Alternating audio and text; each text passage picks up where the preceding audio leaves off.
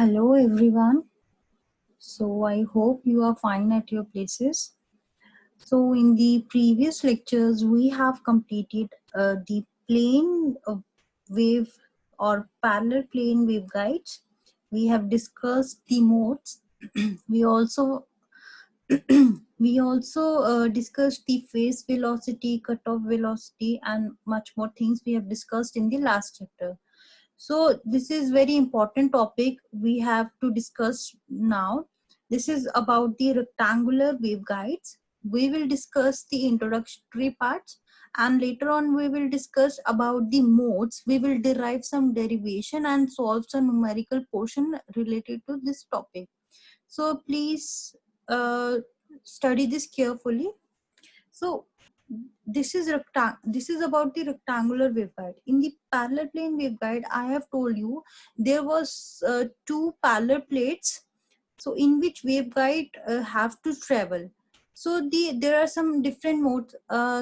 There you have known that in the parallel plane waveguide, the wave follows the zigzag path. So the zigzag path will be same as in rectangular waveguide also, but there is some limitation in the waveguide. We have studied that three modes have performed there, means TE, TM, TEM modes. Three modes have been used in the parallel plane waveguide, but here is something is different. So let's see. So I have also written that microwave propagation in rectangular waveguide. You know what do you mean by why I have wrote microwave?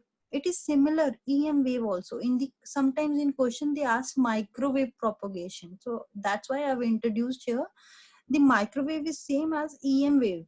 So nothing is different. We have to use this range here, this 1 gigahertz to 300 gigahertz.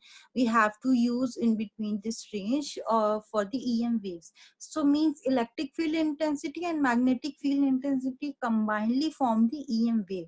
See here, when the wave propagate on z axis through the x-axis like this is the electric wave. And when we introduce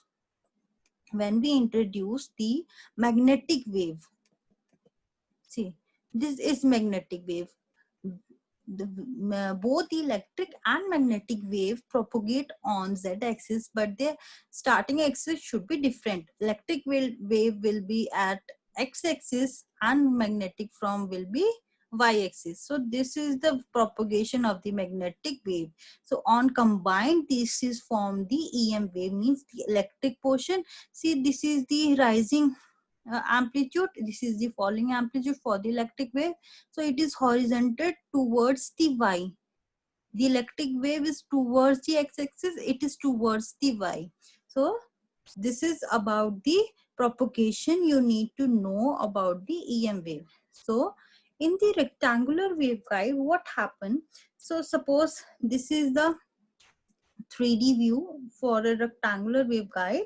So here the breadth will be A, we have assumed, towards the x-axis, and width will be V towards the y-axis. So this is y-axis, I have not mentioned here. So what happened, let's extend it up to this this line. So it will become z-axis. This is 3D view of a rectangular waveguide. So we are assuming the cross-sectional area A and B, or A into B, and this is the length of the waveguide. We sometimes we assume L or sometimes we assume D. I will tell you later on when we have to calculate when we have to use L and when we have to use D. So there are different terms we have to use with this. So let's see the other view of this rectangular waveguide. So this is the 2D view we have to assume. So this is the propagation of the EM wave inside the rectangular waveguide. So this is the 3D view and this one is the 2D view. So this is the EM wave traveling following the same pattern zigzag as we have earlier seen in the parallel plane waveguide. So this is perfect conductor, means the waveguide which is used here is or is perfect conductor. Here the conductivity is infinite. Okay, we have assumed this much. So this is the EM wave. So it has some frequency, or sometimes we denote it as lambda. So what we have observed that sometimes when we see that there should be the frequency should be divided into some components. We will see later on what these component means. Suppose here the lambda frequency have been introduced from the source end, and after that it is divided into some portion. Suppose the perpendicular portion is lambda n, and the this portion parallel component should be lambda p. This is lambda also. So what is lambda and lambda p? I will already give the introductory part here. So lambda n is the normal component of this wave, means this component of the wave, normal component, and p is the parallel component of the wave. Sometimes what will happen, we have discussed in electrostatics, we take some small portion dx there, and we have to assume the length. Suppose there was a length given of the conductor, we assume dl, small portion of that length. Here also lambda is the whole frequency. We have divided it into two components, lambda p and lambda n. So it is this. Here we have assumed length l also. So main frequency formula is frequency of the light or intensity of the light upon lambda. So here what we are going to do is, sorry, lambda is a wavelength. I have forgot to say lambda is a wavelength. Here f is the frequency. A wavelength means electromagnetic wave has some frequency and some wavelength. So here it is given as wavelength has components, normal component and the parallel component.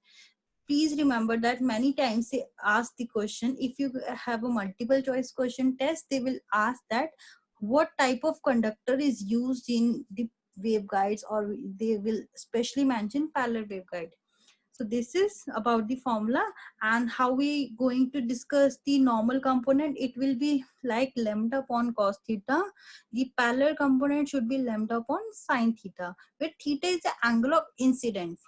So see here, now theta is the angle of incident. It is making with the lambda and lambda n, the normal component of the lambda.